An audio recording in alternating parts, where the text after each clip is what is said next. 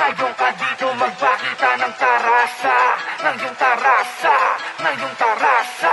Ngayon ka dito magpakita ng tarasa, ng iyong tarasa, ng iyong tarasa. Batang SO naiyak sto, nagsimula ulit magpalihab ng letra sa paglikot ng aking utak. Tila buhawi kung umarakada. Nung napakinggan nyo ko sa mabagal ay mas lalong naintindihan nyo na kung pabilis sa mag-isip talaga may hubit simbilis ang turbo, talaga mapapabilib ka. Nakilala na may talento nakarating sa mataas na kumpanya. Kailan hindi ako nagbabalat kayo para makakuha ng simpatsya. Naging matatag para maiwasan ang pagkasira ng aking reputasyon. Ito talaga aking pundasyon, may titulo sa posisyon sa larangan, hindi na mabubura yun. Tagal ng subok na alam ko sa palaliman lang nagtarasa. Sa kipagbalasan ng kaalaman talagang quality rumagasa. Kahit speed talaga sa ulado na, naka-hybrid na rima nakatodo na. Kasi yung beatmatic naka-stereo na, kasi yung multico templado na. Ganyan magtahi ng mga bara, lagi naka-ready na sumalang. Pag sinimulan kong maminsala, parang binagsakan ng kometa. Parang laging may ebidensya sa korte masasala. Parang reclusion, perpetuang sentensya. Ngayon ka dito magpakita ng tarasa.